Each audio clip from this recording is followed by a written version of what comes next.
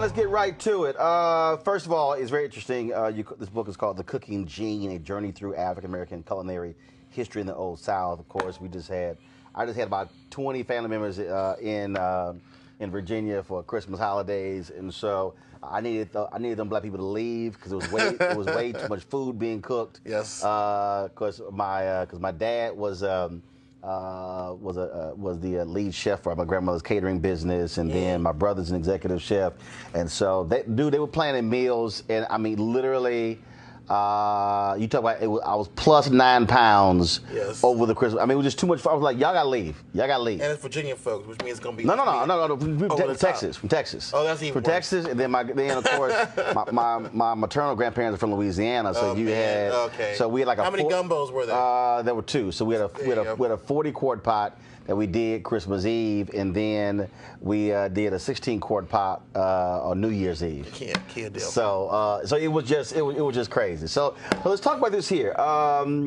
Many folks saw you in the Skip Gates documentary, and so when did you begin this journey where you say, you know what, I want to document this. I want to put this thing in book form? Well, I was a young kid, and my father took me to Williamsburg, Virginia, and I saw my first historic cooking demonstrations, but no black people. There were black people all over the place. At one point, at Living History museums, it was all black folks doing the work. But it was done in such a way that you never thought they had skills or abilities or knowledge. And by the time I came around, there was a program to talk about how enslaved people lived and worked, but there was also historic skills and foodways totally detached from us. So when I grew up, became more interested in living history, I started to cook in the fashion of our ancestors. I'm not a reenactor. I don't reenact slavery. Got it. I'm an interpreter of slavery. I'm a 21st century person who dresses in the manner, knows the skills, knows the work, knows the materials. But my thing was, if black cooks were the best cooks for the first 250 years of American history, where did that go to? Where did we start? What made us the best cooks? And so going from plantation to plantation, from state to state, I was able to pick up interviews with elders and go in the woods and go in the water and just learn from the ground up the cooking tradition that is the roots of soul food. I mean, it's sort of like if you're trying to have a conversation about the history of music. Right. You have to deal with black people. Right.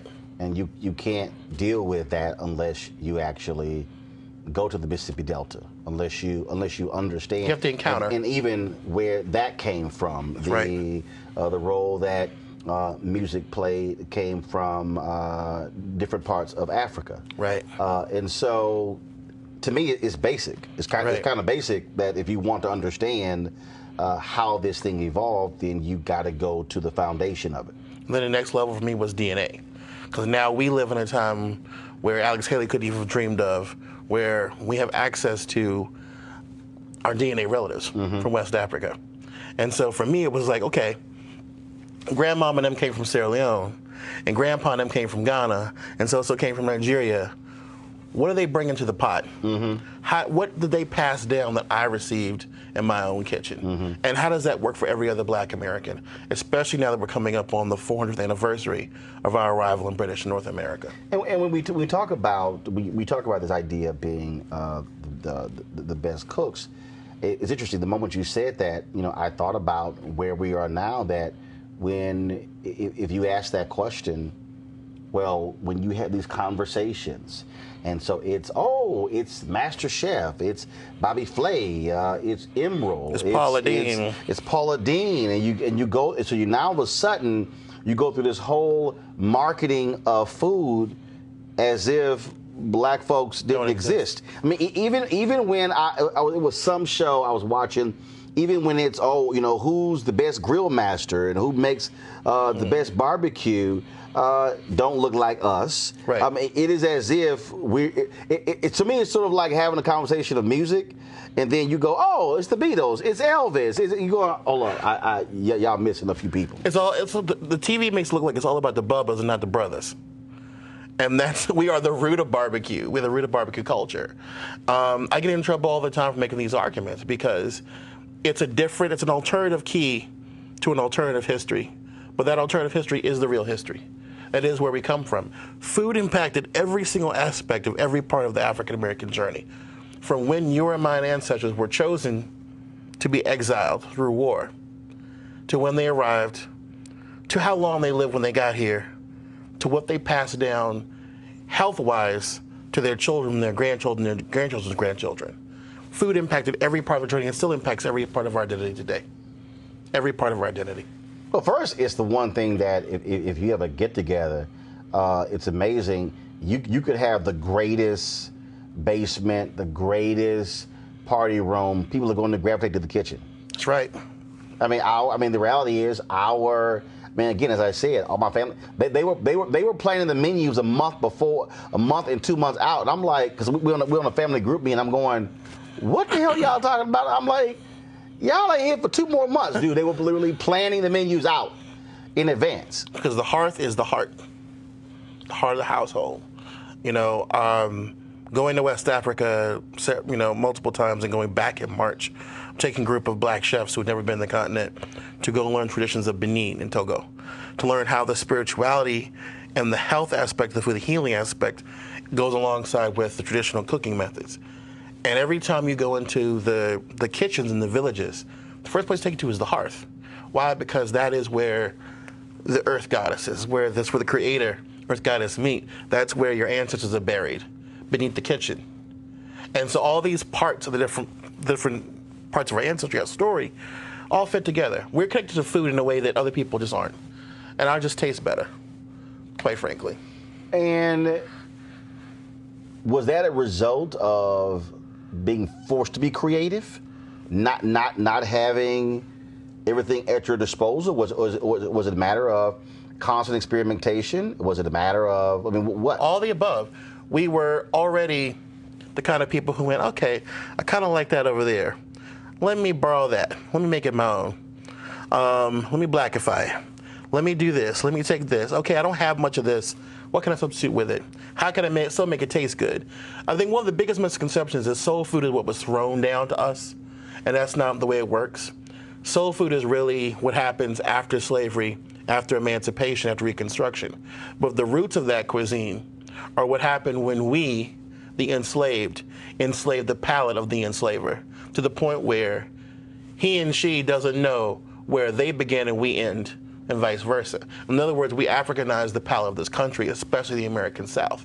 White Texans eat okra. White Texans eat black-eyed peas. Right. The Klan had to go to a black restaurant in North Carolina to get their catering for their big Klux meeting. What does that tell you? Robert E. Lee said that the savior of the Confederacy was the black-eyed pea. His favorite meal was fried chicken and cornbread made by his mammy. Come on now. They can't live without us. They can't exist without us. But this story in this book is not about them. It's about how we were creative, how we loved each other through food, how we sustained our traditions and resisted slavery and maintained our African identity through food. So when I go to Nigeria and I say, oh yeah, we got okra, they go, what? And I say, oh yeah, okra, hot pepper, fried chicken, barbecue, fried fish, cooked grilled fish, we got the whole, and they just don't know what to do. But the thing that got me the best was when I was cooking with some of the women in Ghana, I was tasting the food and I went like this. I put the spoon in the pot, put it in the back of my hand, licked it off. Everybody went wild. Because it wasn't the association with the food, it was the fact that they knew that somebody's mama was at Cape Coast Castle and she survived to teach her daughter, teach her children. So what you did, how to that do was passed down. That's right. And they knew that was the African way of how to taste the food. And everybody just, it was like drums and whistles, and everybody went off because they knew that tradition had been part of us this whole time. Yeah. So the folks who missed, so the idea of tasting something and put it on the back of your hand. Yeah, if you saw your grandmother do that, your mother, you still do it. That is as African as you get. Yeah, that among many other things we did. That grease pot we had in the kitchen, the chicken grease, the fish grease, and the bacon grease, everything. Basil by the front door. Saw basil all over West Africa by the front door of the kitchen or the household for good luck and for seasoning the food.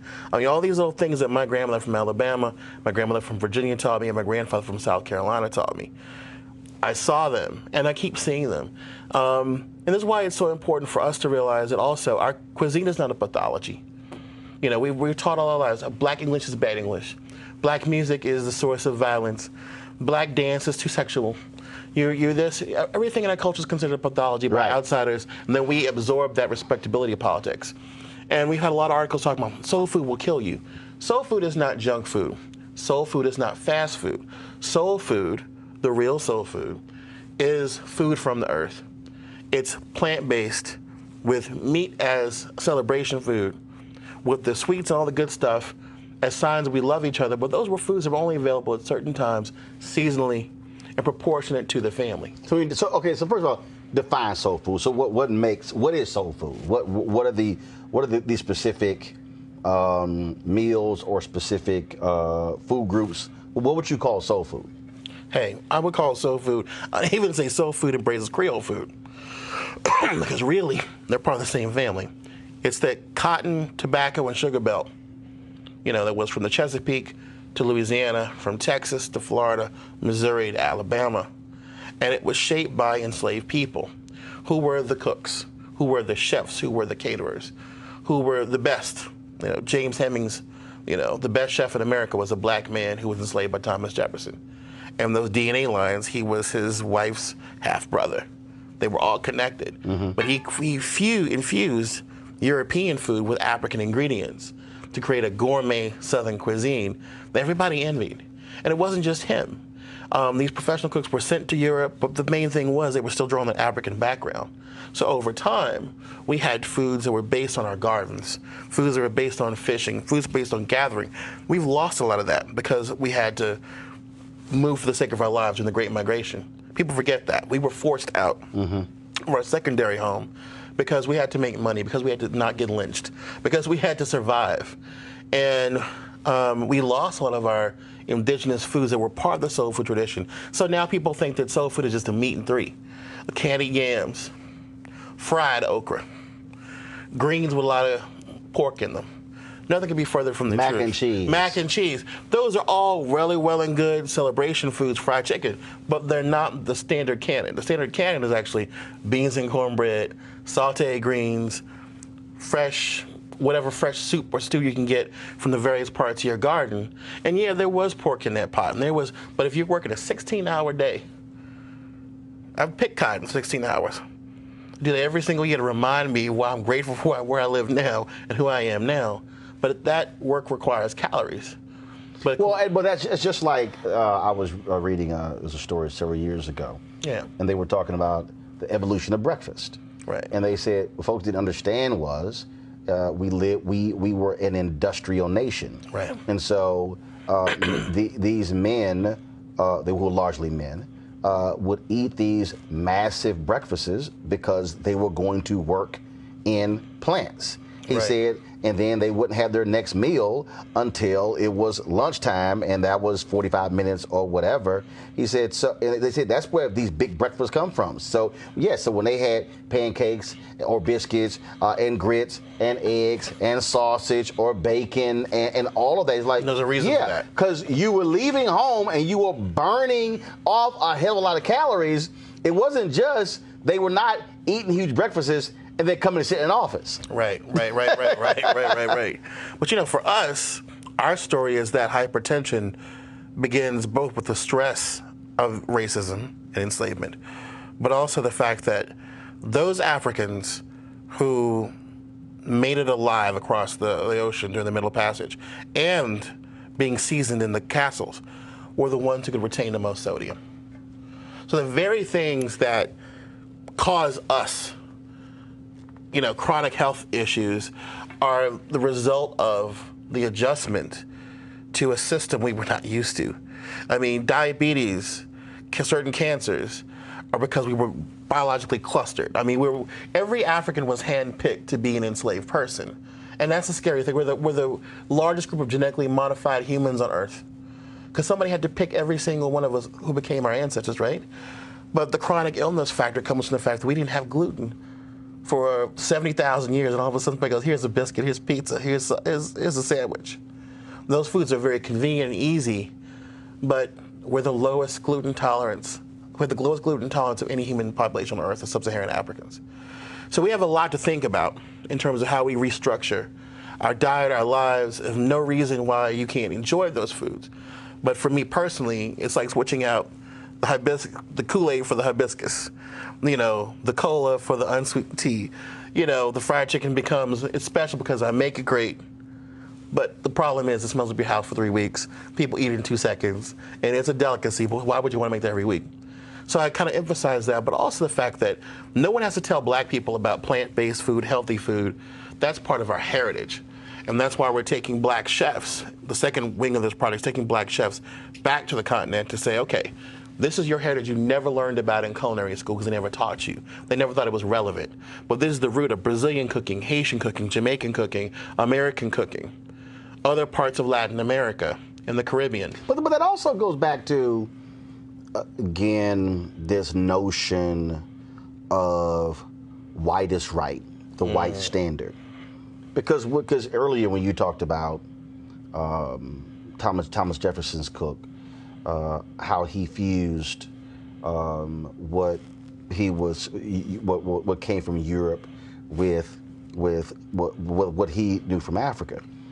It's the same thing. If you have this conversation, it's the French are the best chefs, and it's French cuisine. Right. And then if you want to talk about art, it's we've got to go see the artwork of these great artists from France. If you ask the question in terms of, first of all, you begin to delve into why is it that very few black artists or virtually no black artists have paintings that sell for $30 and $40 and $50 million because it's Rembrandt, it's Picasso, and so when you begin to identify all these things that are great, not us, but then when you do visit African nations and you see these art pieces and you see these sculptures, you're like, oh my God, that blows away anything. There would be no Picasso without that, be no modern art without them. And there wouldn't be a vernacular cuisine of the Americas without us. I remember going to the Southern Foodways Alliance and having to explain to a crowd of mostly white Southern food enthusiasts that corn had been with us as Africans for 200 years before there was an American South. So we had 200 years to play with this plant, to think about how we were going to incorporate it into our diets, to sort of really get used to it. And it was no wonder when we came to America, we made corn sing, cornbread, cornmeal on the catfish, corn pudding. You can keep going. Even though it was a Native American crop, we were masters at being amateur botanists and zoologists. We just kind of figured things out. We came to this country, looked around, and said, how are we going to make these plants? Look, that plant looks familiar. It looks familiar like what something we had back home. That persimmon looks like the ebony fruit from back home. How are we going to make that work? How are we going to use it to heal ourselves? How are we going to use that to endure our exile and give something to our grandchildren? That was the thinking of our ancestors. And for me, for a lot of people, there's this internalized shame about enslavement. I'm proud of the picture in my book. I'm proud of it because this was taken outside the kitchen at Somerset Place Plantation, North Carolina. Dorothy Sproul Redford spent years researching her family history. And why do you want to look like a slave? I said, no, I don't want to look like a slave. I don't look like a slave. I'm dressing like an enslaved person. And I'm dressing like the greatest generation in American history, the survivors of American chattel slavery, with whom we would not be here and with whom there would not be in America.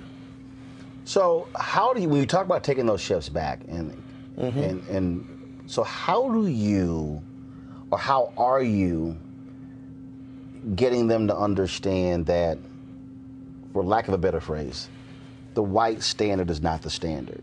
Because what I mean by that, what my brother's executive chef, and he's had all these certifications and whatever. Right. That's a white standard. Oh, no.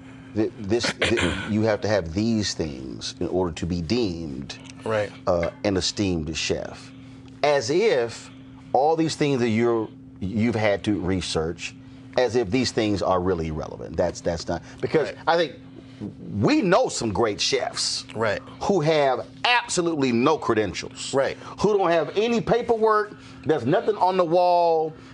They don't need to wear a jacket with their name on it.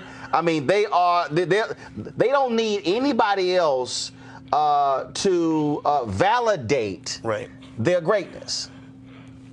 But see, the thing is, we recognize this. The problem is at the same time the civil rights came in, we told our children, don't cook. Don't cook for Miss Charlie and Miss Ann no more. Wait a minute. At the same time, white chefs turned cooking into that's that old black man and an old black woman cooking in the back of the kitchen into, I'm young, I'm white, I'm professional, I have a degree. And you need a degree, you need to be like us. You need money, you got to go to school, got to go to CIA, got to go to these other institutions. And that left a lot of us out. So between us going, we don't want that anymore. So it was just two ways. It was a two-way street. And then those of us who were left said, I'm going to do sushi. And then somebody would say, no, you're going to do soul food. But I'm really good at sushi or French cuisine. No, but you're black. You got to do this. You got to do Korean food. And then others went, why do I have to do that when I want to do my own cuisine? No, you should really do French cuisine because that's the only way to prove yourself. See, it's interesting as you say that, because what immediately jumped into me as you were talking, when I read The Education of Blacks in the South, 1860 to 1935 by James D. Anderson, how that was this massive fight with the creation of Hampton University, because the free slaves said, we don't want our kids planting stuff. They wanted their children to be doctors and lawyers and engineers. And so that was this huge battle.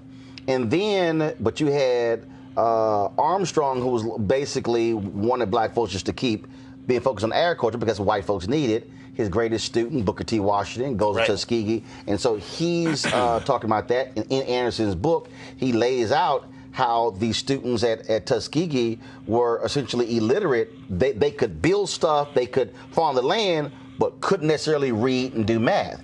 And that was his battle. That was his battle for 30 years at Hampton, because they fought, don't want our kids just doing agriculture. So then when you made that particular point, oh, no, we don't want y'all cooking. So then you had black folks who, because this was all we could do, no, we want our kids to be doctors and lawyers and engineers. No, we don't want you doing all of that.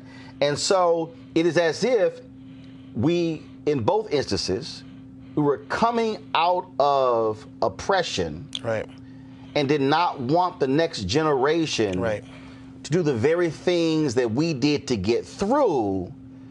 And as opposed to, it should have been, wait a minute, we can do both. Right. And then when it got passed over to other folks, they turn it into this art. And that's why they get to be on TV and do all this stuff. And that's how I came into the scene, talking about appropriation, talking about Paula Deen, talking about the fact that, we're talking about Paula Deen and the N-word, when we really should be talking about why are you letting Paula Deen say my grandma invented hoe cake and get away with it on TV while you have shows on while she goes to her granddaddy's plantation with hundreds of enslaved people? Come on now. What's the problem here? Why are we not able to engage with our history? But not only that, but understanding that it ain't about here. It's about our 70,000-year journey as people in West Africa before we even get here. So for these chefs that are coming from the Caribbean, from America, we go with Roots to Glory tour company, and what we do is we craft these tours so that we can go make the palm oil, bring the fishing nets in, go to the farm, see how the cutting grass rat is eaten. I did not eat the cutting grass rat. I wasn't ready for all that. But the bottom line First of all, somebody watching, what is a cutting grass rat? Cutting grass rat is a huge bush rodent that is very popular in West Africa. It looks like a possum, and a beaver did something they shouldn't have. And it is the most, people love it. They just love it. And it's tender and it's great. When you say they love it, they eat it. Oh, they eat it up. Their whole restaurants, the only thing to do is this huge cutting grass bush rat. And you said, I'm going to draw the line. I'm going to draw the line. Smell good. I ain't going to lie. That sauce Miss Mabel put together was banging. But you just said, I'm going to draw the line of eating rat. I have to draw the line of eating this rat. But it does say ingenuity. So we didn't come here and learn to eat a possum. We already knew Okay, cool. It looks like something from back home. Let's do it. Okay, hold on. So Shannon Sharp and I were talking about this, and Shannon Sharp grew up in South Carolina. Okay. And Shannon would talk about eating possum and all this, eating all this sort of stuff. He's like, man, look, I grew up in the country. So what you're saying is, we will say, oh my God, what are you doing? That's country, but no, that's our heritage. It was folks took what was happening in African nations, and to your point, that looks like this. Substitute. Right. Switch it out. So for these chefs to see that and go, oh my God, my grandfather did that. Or we're from, say, from the West Indies, we do that the same way. Or we're from wherever. Put the pieces together. They want to know where they come from. I have one chef who is coming to Benin, who's worked with Native American chefs, like my friend Sean Sherman, who wants Native American communities to become better and healthier by eating indigenous food. We've worked with him for several years now. He's like, well, I got to come back to my home thing. I want to know how we do this on a level with African culture and African American culture. So with this, and again, I made that point earlier about white validation. Yes. With this, are you essentially trying to get this next generation of black chefs to come to the point of saying, stop being so focused on what they what they say you need in order to ascend to be a great chef. Focus on what we have always created, and then what comes out of that is a whole new culinary standard. Absolutely. I'm sorry. A new culinary standard that is actually old. Yes. You know, when I was in Senegal, we were sitting down to have okra stew with people in the hotel, the chefs at the hotel.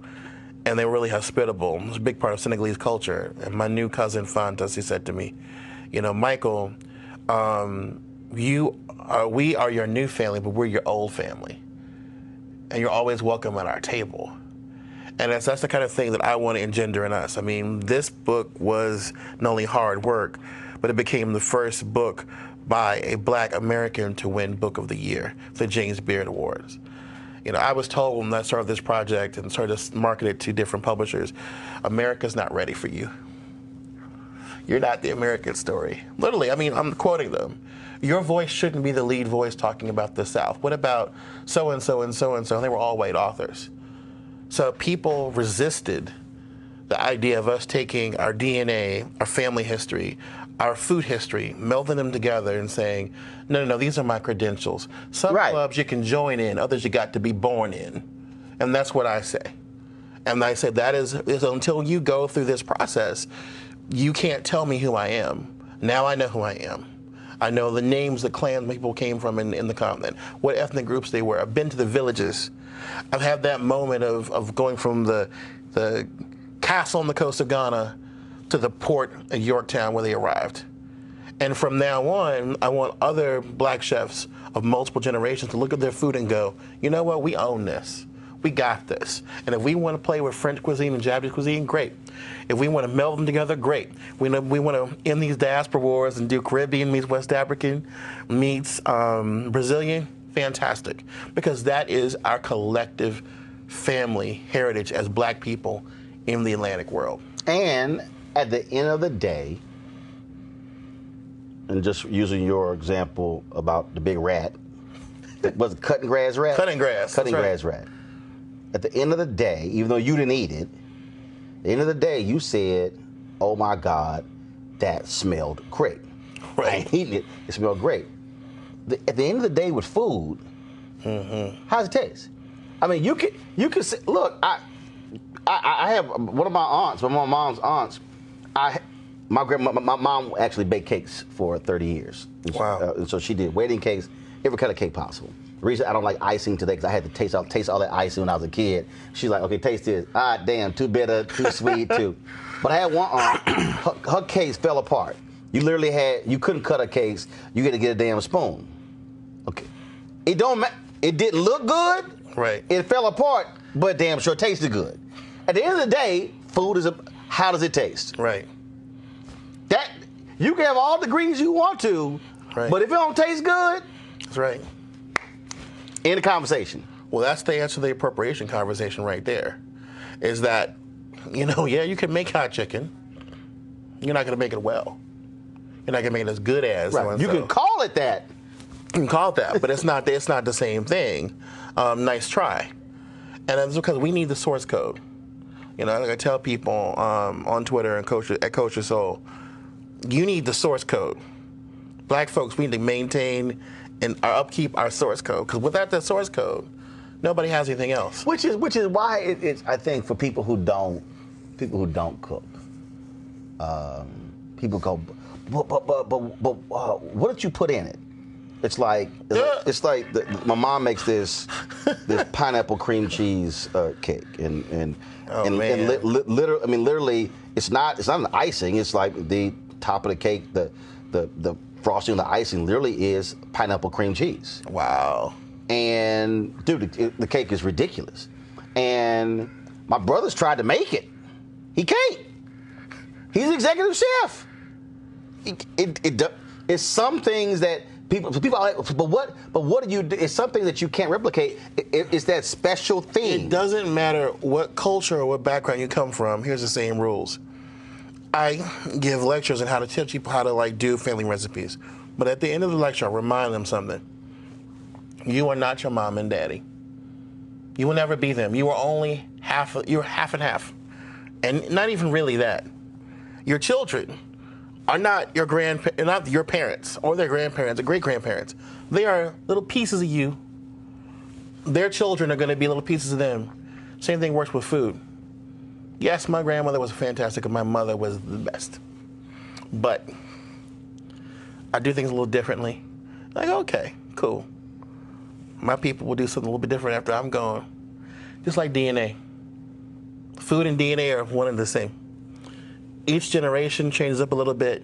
We can't be afraid of the fact that life is dynamic. Spirit is dynamic. It's not static. Just like food, it changes. So if the pineapple cream cheesecake doesn't stay the same in 3 generations, that's cool as long as it's still there. And that's the point I try to make people. The generations pass first of all, because the new generation didn't taste the old one, so they ain't got nothing to compare it to. They don't know. They don't know. So you just keep your mouth shut. Right. And then it's all good. Right. It's all good. So let me ask you a question. So when you were, I was going through, you talked about picking cotton for 16. Yeah, with an iPod in my ear. Wow. You know why? Because this damn spirituals didn't work. They were too slow. So I turned on the folk music from Alan Lomax from the prisons in Texas and Louisiana. And you know what? I picked me some cotton. I learned, and I broke down. I had an emotional breakdown because I realized I'm here by myself alone in this huge field, endless, this blinding me with the light hitting the lint and the cotton. And I'm realizing something. I'm realizing this is why we created a music, a community, a religion around keeping each other awake and alive. You can't do this by yourself. You need your people. And all of it hit me all at once. This is not, one enslaved person couldn't do it. It took a whole community of people constantly striving to be free and resist slavery to exist. When you were making this rice, explain that process. Because the photo says pounding Carolina gold rice. Yeah. A Middleton Plantation, Charleston, South Carolina. And that is before I knew that my mother, blessed memory, her direct maternal ancestor was Mende from Sierra Leone. And I knew that her furthest back grandmother was born in Charleston. So I didn't even realize that I was doing something that my family had been part of their life for several thousand years. Rice goes back in West Africa 3,500 years, indigenous. And these women were brought specifically during the middle of the 18th century to cultivate rice. So when I talk to black folks about using their DNA and using their family history and kind of combining narratives, I go, where are you people from? They'll say, I'm from this state, from this state. Okay, great. So who came from where? We work out the details. Then they get, did you get your DNA done? Yeah, I'm Yoruba. Okay, great. There were only 6 ships that came to Virginia. Only some ships came to South Carolina. These came from Louisiana. And I go, how many generations can you go back? Oh, this date. I say, okay, that was when the slave ship came in. And they go, what? I said, okay. It's like, you keep digging, you find something, let me know. 9 times out of 10, I'm right. Because for me, that exact moment, everybody else glorifies when their people came to Ellis Island. We didn't have no damn Ellis Island. My name ain't no damn Twitty. My name is Keta. My name is Njai, the Lion Clan. I take great pride in that. But that's because we have these scientific and cultural miracles going on that our ancestors never could have dreamed of. But when you pound that rice, you learn a couple things. Number one, these women have the strongest arms and upper body strength known to man. And then the second part is they would never break the rice, which is hard to do. When you broke the rice, you made an inferior product. So these women who were brought in from Sierra Leone, Liberia, Guinea-Bissau, Guinea, Senegal, and Gambia were so valuable that they made that generation of South Carolina and Georgia planters the richest white men on earth.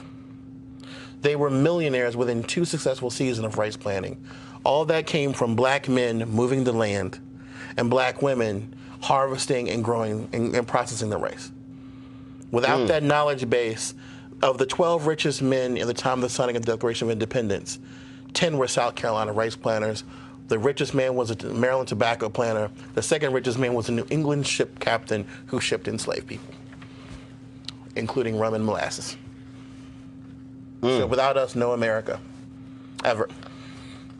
Which is why when we talk about the book, The Other Half Never Told, the reality is there was no capitalism. We actually created the very system that America still thrives on today. Right. Because that, without the slave trade, without that driving the economics, without it driving not just the South but also the North. I mean, the 13 colonies had no economic system. Nope. We were it. We were the cattlemen. We were the rice growers. We were the tobacco growers. We were all of that. We were also, I like to think of it this way. What if we had been given our emancipation right then in the Revolution? With that African know-how, with our American, European, and Native American understandings, we could have been the greatest doctors. We could have healed so many diseases. You know, it's the point where white supremacy screws itself. Where, you know, you go, okay, well, the potential for us to have done all these things was lost by keeping us down, you know. Well, when I interviewed the white supremacist racist Richard Spencer, when he goes, oh, well, you know, his opposition to slavery, he says, no. He says, white people are so smart, we would have figured all these things out. He said, we would have figured out how to pick cotton. We would have figured out all these different. He said, we're so smart, we would have figured all these things out. Eli Whitney stole the idea from the enslaved people. But you didn't. But you didn't. I said, but you didn't. You searched the world for spices and didn't even use in your own food. Come on now. Let's rethink this process. No, it's, you know, for us, for me, it's like, let's go beyond the survival aspect and go into what if those things that your mother and grandmother and even your daddy did. Well, me was, you know, every Southern black boy learns to barbecue from his daddy and granddaddy. What is that? What kind of emotions does that engender? I grew up hating soul food when I was a little kid because I grew up in the late 70s, early 80s when KFC was considered what? Women's liberation. Pizza Hut was the greatest thing in the world. McDonald's had playgrounds, right? So we didn't like that food at home that had the bones in it and the pieces of fat and all kinds of weird stuff. But then, you know, my grandparents, my mother took me in the kitchen. And my dad took me out and said, okay, let's go barbecue. I learned how to pick the greens and pick through them, learn the process and owning it. And our children, if they only had that process, could really soar with our food. I do have to ask you, it jumped out. What is it about black men and grilling and barbecuing? It's like it's like it's a rites of passage thing. Yep. Go to the continent. Cameroon, the first meal we had. Poulet brassé, barbecue chicken. Poisson brassé, grilled fish. Ghana, every single corner has a barbecue man. Nigeria, every single corner has a suya man. Take the little bit of meat, put red pepper on it, throw it on a stick, put it on the grill, take big slabs of ribs and stuff like that. With the sauce piment, the hot sauce all over it. Every country I've been to so far has a barbecue man on every single corner. And it's like, and hot sauce. And it's like, okay, I can't get over this. I tell people all the time, going to the continent will make you understand how black you are, but didn't know it. Right. You know, but it'll also teach you some of the fundamental differences, but also some things we lost, you know, because the cooking is not just cooking, right? You barbecue that animal. The process of slaughtering the animal is very, not all places, but in most places, very deep and like meaningful thing. You know, a kid doesn't learn that that's just meat. A kid learns that's a living thing. Right. And that living thing has a spirit. And that you have to do this, you have to do it a certain way, or else it's gonna be bad. Bad energy, bad food, bad everything. So for me, it was like, every time I go, I pick up a little bit new part of the puzzle. And hopefully when we go to Benin, we're going to be, I should probably say this, we're doing a GoFundMe because we're bringing our first cinematographer with us. So we're able to document what the chefs see. And so you ain't doing all the stuff, you haven't been shooting this? We haven't been shooting anything. So are you serious? Yes. We've been looking for black folks with cameras who have the talent, who are able to do this. Wow. Because I mean, that's the point. I mean, surely I was like, oh, I know y'all got all kind of stuff. Because I mean, we are just starting that process. We're just starting that process. We at least just going to strap a GoPro to your head and then just wherever you look, just recording it. Because I mean, I was like, oh man, I know you got hours and hundreds of hours of stuff. Wow. So when I talked about how do we not turn this page, but how do we sort of go back to the future? Right. Somebody's watching right now. They haven't been to these various countries. They haven't been to different continents. But they may now realize, you know what? I should stop running away from what is ours. So what do you tell them where to start? How to start? I'm going to tell you something very special to me. When I was a freshman at Howard University, I met an extremely important playwright and writer, August Wilson. Mm-hmm. August Wilson was a really nice man. He was very congenial. And I asked the first question of this thing, this big to do. And then later that night, I brought my little books together, my plays. I came to see him in line out the door. He pulled me. I said, "You the young man asked me that question." And I said, "Yes, sir." So pulled me aside. We talked for like 10 minutes. I knew I was, taking up his time. And August Wilson said to me, I said to him, "Sir, what do I need to do to be a great writer? What do I need to do?" He said, looked me dead in the face. He says, "I want you to go back to the South and find Africa through your grandmother." Okay. Big hug, sign my books. Enjoy, August Wilson. Never saw the man again in his life. He said, go back to the South and find Africa through your grandmother. We have to remember that our stories, our parents' stories, our grandparents' stories are the first to be rescued, and our children to recognize that their life and their times are just as valuable. Mm-hmm. We forget our own narrative. Right. To start to record them. We need to sit down with our parents and go, Mom and Daddy, how did you meet? Where do we come from? What do you know? Talk to anybody who, they don't have to be just grandparents, collateral relatives. Mm-hmm. Go through that process. At least get there. Go to your family's home place. Don't just go there for a homegoing or a homecoming. Go there and spend a week. Go to the cemetery. Go to the church. Go to the land. Find out where your people were enslaved or where they own land. Sit there and meditate. Get your DNA done. I'm not going to go into that whole wasp nest of should we or should we not. Now you know where I fit on this puzzle. Go to African Ancestry. Go to black-owned company. It will tell you where you're from. Okay?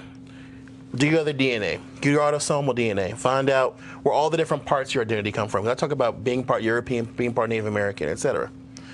But start there. And then, if you're ready, if and when you're ready, you can book that ticket. Mm-hmm. Go to the continent. See something. Bring family with you. And then bring something back. Bring back not just pride in where we come from, who we are, But remember that first moment when you get off the plane in Ghana when they say, welcome home, what that feels like. 2008, July 2008, when I went to Accra, Ghana. So we landed, and I took a picture real quick of my feet touching the ground. Yes. And the cats with machine guns were like, no photos. And I was like, damn y'all and these guns. Right. I'm taking this photo. And literally, it was getting off the plane, stepping on the tarmac. I took a picture. It was very intentional. Right. One, I took a photo of when we descended in my first, I took a picture literally as we broke through the clouds. So my first view of Africa. Yep. As we were descending across Ghana. But yeah, got off the plane, and they were like, no photos. I was like, damn all of y'all. It was like, click. It was like, and I had some sandals and linen on, but it was that was it. I was like, I don't care. Y'all can have a machine gun all you want. See, now it's different because they know they get something out of it. So now it's like, oh yeah, go right ahead. Yeah, absolutely. Where's that dash at? I always ask this question, and this would be the last question. Yeah. You probably already answered this, but every author I interview, I ask them, what was your wow moment when you were writing this book and researching it? What was that, out of all the things, or the first time where you just went, wow? Okay. So I'll put it down to 3. One was finding I was related to Sarah Palin. That sucked. I'm like, okay. That's a wow moment. Yeah, but it balanced stuff out with Samuel L. Jackson. So if you're watching Samuel L. Jackson, what's in your wallet? But other than that, it was for me realizing that, when I went to Howard and learned Yoruba, and I went to Nigeria, and then I came back and found I had 4 Yoruba cousins. And the ancestors are talking to me through the Ifa board going, we're really proud of you. You need to know that. And I lost it because I didn't have my mother anymore to say that to me. Mm-hmm. And here they were talking to me and saying, yeah, you're back home. You have a name now. You got to come back. You got to do your thing. And just that feeling of intuitiveness, the fact that things that have been passed down. One of the most important narratives I have is that my grandmother's father's family actually passed down the knowledge that his ancestor came from Ghana. And when my family did the African ancestry test, they found out, bam, 100% correct. And then we found the relatives. So, being part of a black family that for 250 years said, we're Ashanti, we're from the Gold Coast, that's who we are. And then to be able to verify that, then go to Ghana and see my people. Mm-hmm. That was my biggest wow moment. The book is The Cooking Gene, A Journey Through African American Culinary History in the Old South. Michael W. Twitty, I appreciate it. Thanks a bunch. Sir. Thank you very much. All right. You want to support Roland Martin Unfiltered? Be sure to join our Bring the Funk fan club. Every dollar that you give to us supports our daily digital show. There's only one daily digital show out here that keeps it black and keep it real. As Roland Martin Unfiltered. Support the Roland Martin Unfiltered daily digital show by going to RolandMartinUnfiltered.com. Our goal is to get 20,000 of our fans contributing $50 each for the whole year. You can make this possible. RolandMartinUnfiltered.com. You want to check out Roland Martin Unfiltered? YouTube.com/Roland S. Martin. And subscribe to our YouTube channel. There's only one daily digital show out here that keeps it black and keep it real. It's Roland Martin Unfiltered. See that name right there? Roland Martin Unfiltered. Like, share, and subscribe to our YouTube channel. That's YouTube.com/Roland S. Martin. And don't forget to turn on your notifications so when we go live, you'll know it.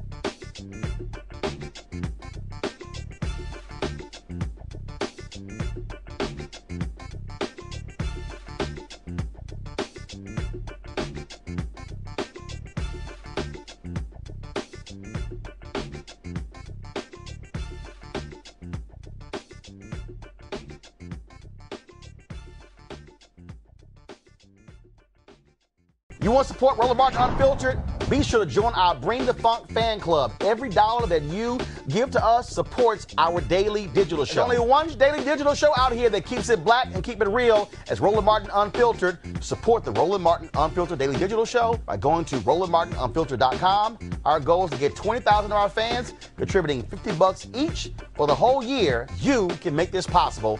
RolandMartinUnfiltered.com.